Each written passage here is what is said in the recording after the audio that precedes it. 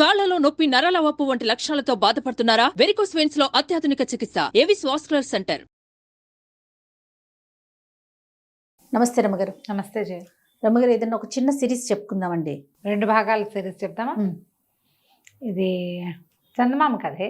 పురాతనమైన గాథల్లో నుంచి తీసుకుని ఉంటారు బహుశా. బాగుంటుంది. ఆధ్యాత్మిక కథ కాదు కాదు, దురాశ దుఃఖానికి చేయటం. ఓకే. సామాజికమైన కథ అనే చెప్పాలి.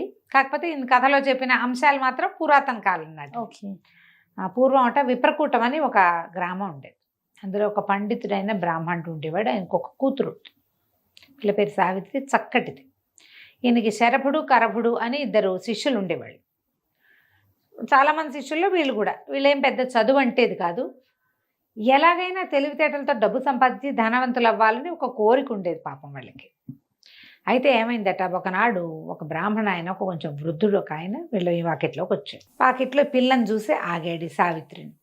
ఆగేసరికి పిల్ల లోపలికి వెళ్ళి వాళ్ళ నాన్నగారికి చెప్పింది, నాన్న ఎవరో వచ్చారు వాకిట్లో నుంచున్నారంటే, ఆయన బయటకు వచ్చి ఈయన వృద్ధుడుగా ఉన్న ఆయన్ని చూసి, అయ్యా రండి, ఏ ఊరు, ఈ పూటకు మా ఇంట్లో విశ్రాంతి తీసుకోండి. ఆ రోజులు ఆ కాలం ఎలాంటిది, 100-150 ఏళ్ల క్రితము ఇట్లా దారిపోయే వాళ్ళని కూడా పిలిచేవాడు, అతిథి అభ్యాగతి అనేవాళ్ళు. ఓకే.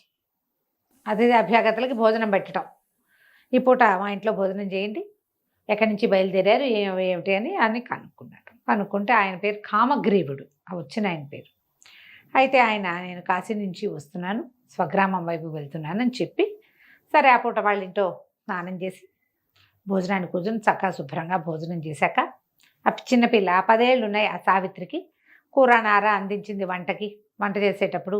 వాళ్ళ అమ్మ భోజనం చేసేటప్పుడు నెయ్యి పెరుగు పట్టుకొచ్చింది. పిల్ల అటు ఇటు తిరుగుతుంటే చూస్తున్నాడు ఆయన. సరే ఏమైంది, భోజనం అయ్యి విశ్రాంతిగా తమలపాకులు వేసుకోవడానికి వాకిట్లో కూర్చున్నప్పుడు, మీతో ఒక విషయం రహస్యంగా మాట్లాడాలి, ఇట్లా పక్కకి రండి అన్నాడు.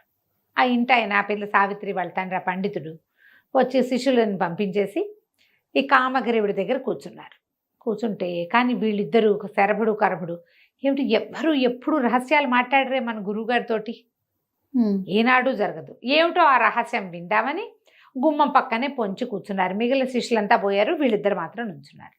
ఈ కామగ్రీవుడు చెప్పాడు, అయ్యా మీ అమ్మాయిని నాకు ఇచ్చి పెళ్లి చేయండి, నేను వృద్ధుండని ఏమి శంకించకండి, నేను అవివాహితుడినే, నేను వృద్ధుండని బాధపడద్దు, ఆలోచించద్దు. నేను చాలా కాలం కాశీలో పరిశ్రమ చేసి 2 అత్యద్భుతమైన విద్యలు తెచ్చుకున్నా. ఒకటి పరకాయ ప్రవేశము, రెండోది ఇంద్రజాలము. నాకు అక్కడ కాశీలో గంగా స్నానం చేస్తున్నప్పుడు గంగలో పడిపోయాను. మెట్టు తగిలి పన్ను విరిగిపోయింది. విరగటం వల్ల నేను మంత్రం, అది నాకు పారదు. ఆ మంత్రాన్ని నేను ఎవరికైనా ఇవ్వగలను, ఎవరికో ఇవ్వటం నాకు ఇష్టం లేదు.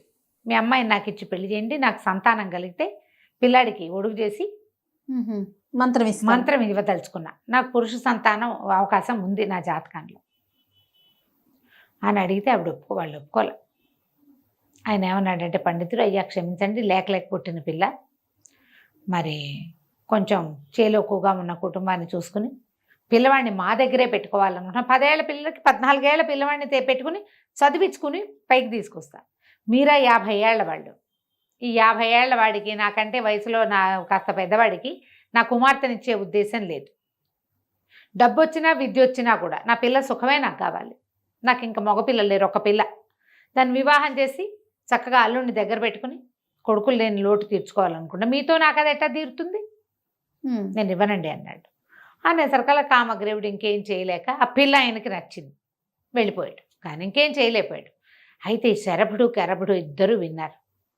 పిల్ల నుంచి పెళ్లి చెప్పితే పీడాబోయిరి, ఈ ఇంద్రజాల విద్య, పరకాయ ప్రవేశ విద్య మనకెక్కడి నుంచి వస్తాయి, అవి చెప్పగలిగే వాళ్ళు లేరు, వాటితో ఎంత డబ్బైనా సంపాదించుకోవచ్చు అని చెప్పి గురువుగారికి టాటా బై బై చెప్పేసి, ఇక విద్యాభ్యాసం లేదు, ఏమీ లేదు, ఈ ముసలాయన వెనకాల తిరిగి అవి కనుక సంపాదిస్తే చక్కగా సంపాదించుకోవచ్చు, బాగా సెటిల్ అవ్వచ్చు అని భావించి ఆయన వెనకాల పడి వెళ్ళారు. ఆ కామగ్రీవుడి వెనకాల ఆయన ఊరు దాటే సమయానికి ఆయన్ని కలుసుకున్నారు. ఆయన ముసలాయన నిదానంగా నడుచుకుంటూ పోతాడు. 50 దాటిన ఆయన, వీళ్ళేముంది 20లో ఉన్నవాళ్ళు. ఆగమేఘాల మీద పట్టుకున్నారు. అయ్యో మీకు ఎంత కష్టం వచ్చిందండి అన్నారు. మీరు వెళ్ళిపోయాక మా గురువుగారు గురువమ్మగారు పోట్లాడుకున్నారు. గురువుగారికి ఇష్టం లేదు, కానీ గురువమ్మగారికి అయ్యో మంచి సంబంధం పోగొట్టారని కాల్ పెట్టింది. మీరేమో వచ్చేసారు కదా, సరే మాకు కూడా బాధేసిందండి, మీలాంటి అత్యద్భుతమైన వ్యక్తికి పిల్లనివ్వకపోవటం ఏంటి మా గురువుగారు, అదే మాకు కాస్తలో తప్పిపోయిన బావగారు మీరు, మేము మీతో పాటే ఉంటాం, మీకు ఏదైనా పిల్లని చూసి పెళ్లి చేస్తామండి, మమ్మల్ని మీతో ఉంచుకోండి అన్నాడు. అనేసరికి సరేనన్నాడు. రకరకాల ఊళ్ళల్లో తిరిగారు. ఏ ఊళ్ళో అయినా ఆయన ఎవరి పిల్లలనైనా చూసి పిల్లని చేసుకుందాం అనుకున్నప్పుడు వీళ్ళు సరే సరే అని ఆయన ఎంకరేజ్ చేస్తూనే అటు వాళ్ళ దగ్గరికి వెళ్ళి ఈయన నెలలో బతకడండి, వద్దండి, అలా విద్యలు కాసిపడి పిల్లల్ని పాడు చేసుకోకండి అని పెళ్లి చెడగొట్టేసేవారు. ఒక 7-6 సంవత్సరాలు పట్టింది ఇట్లా.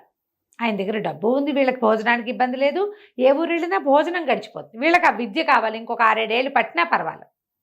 చివరికి ఏమైంది, ఆయనకి పెద్ద జబ్బు చేసింది ఒకసారి. ఒరే నాయన నేను చచ్చిపోతానురా, మరి నా విద్యలు ఇట్టగిపోయేలాగా ఉన్నాయి అని ఏడ్చాడు. ఏడిస్తే వీళ్ళన్నారు ఎందుకండి పోతాయి, వాడుకోటి నాకోటి ఇవ్వండి, 7 ఏళ్ళుగా మిమ్మల్ని అంటి పెట్టుకుని ఉన్నాం మేము, అడిగి వివాహం చేయడానికి ఎంత ప్రయత్నం చేశాం, అదేమో కుదరలేదు, మరి మీరు ఆ పని చేయండి అంటే సరేనని ఏం చేశాడు, చేరుకో విద్య ఇచ్చాడు. ఆ ఉపదేశం అది ఎట్లా, ఒకసారి ఉపదేశం చేశామంటే ఇక మనకు ఉండదు, విద్య ఇవ్వటమే, ఇచ్చేయటం. మామూలు విద్యలు స్పెషల్ కదా, అదేలేండి, స్పెషల్ అవ్వటం వల్ల మళ్ళీ ఆ విద్య వాళ్ళకు కూడా ఉండాలి అంటే చాలా సాధన కావాలి దానికి. ఈ కామగ్రీవుడు తెచ్చుకున్న చోట ఎక్కడి నుంచి తెచ్చాడో ఆ గురువు ఏదో మహామాంత్రికుడు, ఇతనికి ఇచ్చిన వాళ్ళకి పోలా, ఈయనకి అంత లేదు, ఈయన 7 ఏళ్ళుగా ఏమైంది, ఉపాసన ఏం లేదు, విద్యలు ఉన్నాయని తిరుగుతున్నాడు. ఆ విద్య తనకు కూడా ఉంచుకునే ప్రయత్నం ఆయన చేయలే, అది ఎట్లాగో శిష్యులకి చెప్పలేకపోయాడు. చేరుకో విద్య తీసుకున్నారు. అక్కడి నుంచి ఇద్దరు కలిసి బయలుదేరారు. బయలుదేరి ఏదో ఒక రాజును ఆశ్రయించి ఇది చేయాలనుకున్నారు.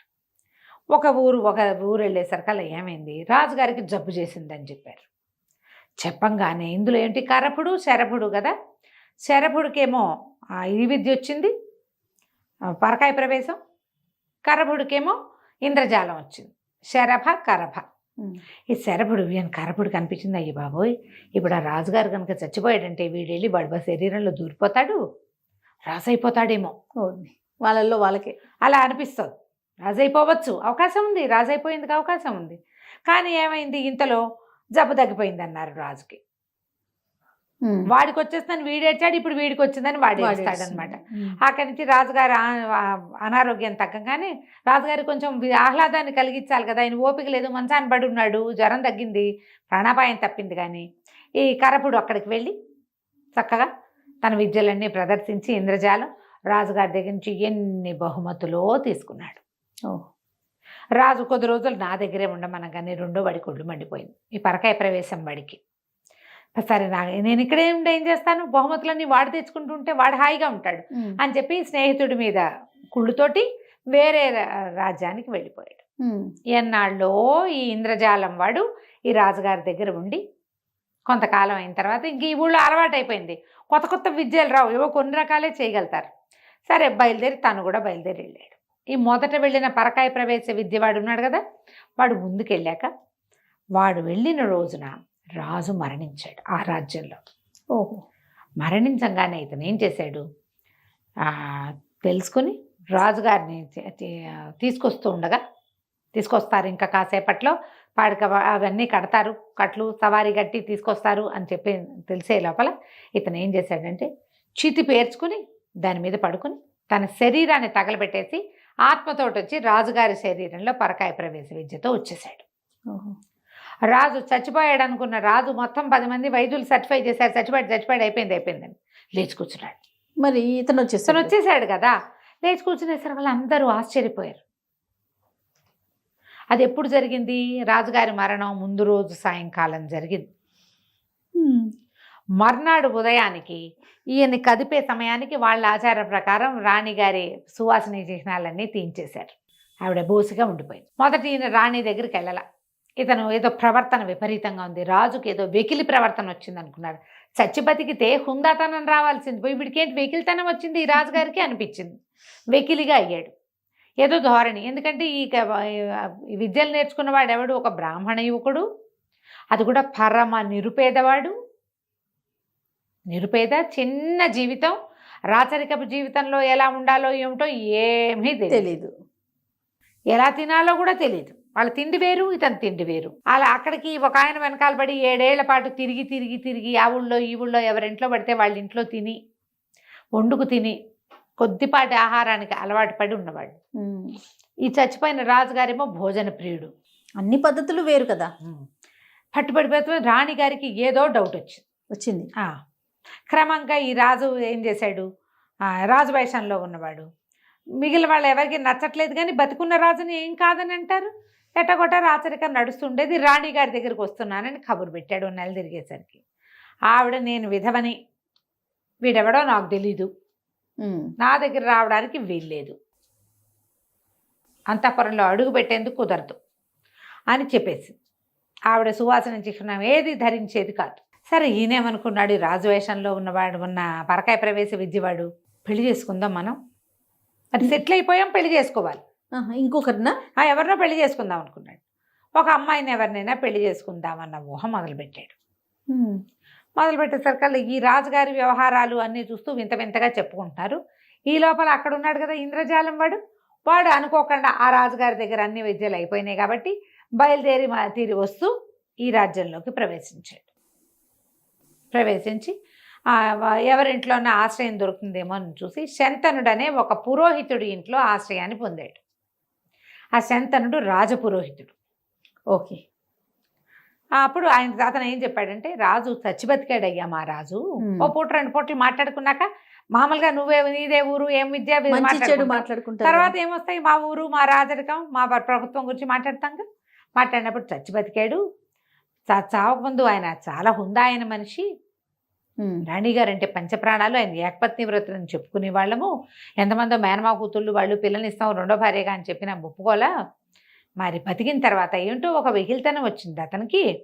మరి ఇప్పుడు పెళ్లి చేసుకుంటానంటున్నాడు, పిల్లని చూడమంటున్నాడు నన్ను అని చెప్పాడు. చెప్పంగానే ఇతని డౌట్ వచ్చింది, వీడు కానీ మన ఫ్రెండ్ ఏమో, రాజుగారి శరీరంలో దూరేశాడు, మరి ఇప్పుడు ఏం చెయ్యాలి అని ఆలోచించి, అన్న ఓ పని చేద్దాం, మన దగ్గర అద్భుతమైన విద్య ఒకటి ఉంది, నువ్వేం చేస్తావంటే, ఈ రాజు నిజం రాజు అవునో కాదో నేను కనిపెడతా, మా స్నేహితుడు ఒక పూర్వపరిచేస్తుడని నాకు అనుమానంగా ఉంది, ఎవడో పరకాయ ప్రవేశ విద్యతో రాజు శరీరంలో ప్రవేశపెట్టారు.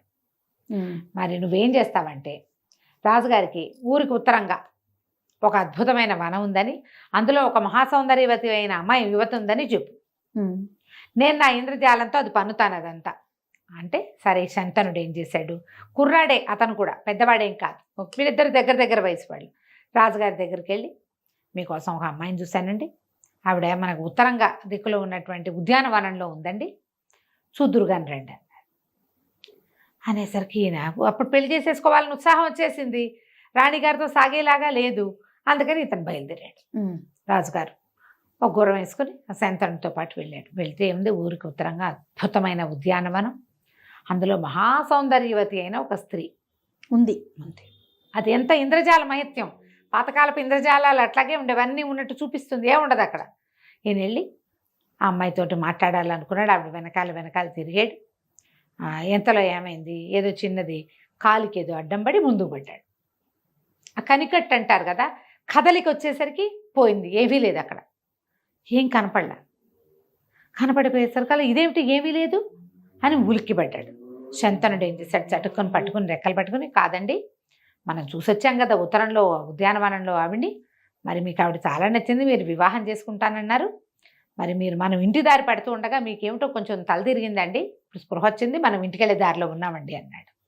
తను ఎక్కడ చూశాడో అక్కడే ఉన్నానని అనుకోలా రాజు. తెలియలా వీరు చెప్పాడు కదా, తీసుకెళ్ళిన శంతనుడు పురోహితుడు, అతడు అందరూ అబద్ధం ఎందుకు చెప్తాడు అనుకుని, అమ్మాయిని పెళ్లి చేసుకుంటాను నేను, శంతన ఎలాగైనా నువ్వు ఆ పిల్లని నాకు పెళ్లి చేయాలని చకచక్క గుర్రం వేసుకుని ఇంటికి వెళ్ళిపోయి మంత్రుల్ని వాళ్ళని పిలిచి ఏమన్నాడంటే, ఊరికి ఉత్తరంగా మన ఉద్యానవనం ఉంది కదా, అందులో ఒక మహాసౌందర్యవతి ఉంది, దేవతా స్త్రీని చూసినట్టుగా చూడండి ఆవిడ్ని మీరు, ఆవిడకి అన్ని కావాల్సిన ఉపచారాలంటే వీళ్ళు తెలిపారు. ఊరికి ఉత్తరంగా ఉన్నది శ్మశానం కదా, అక్కడ ఉద్యానవనం ఎక్కడుంది, అక్కడేం లేదండి అన్నారు. అనేసరికి రాజు హత్తేరి, నేను ఇప్పుడే నేను చూసొచ్చాను, శంతనుడు కూడా చూశాడు కావాలంటే ఓకే అని చెప్పేసరికి సరే, ఇంతలో ఏమైంది, ఆ 2వ వాడు ఉన్నాడు కదా ఇంద్రజాలం వాడు అన్నాడు, వాడు గుర్తుపట్టేశాడు, వీడు నా వాడే, మా ఫ్రెండే వీడు అని, వీడిని వదలగొడతాను, నాకేం బహుమతి ఇప్పిస్తామంటే రాణిగారి దగ్గర తీసుకెళ్తాను అన్నాడు.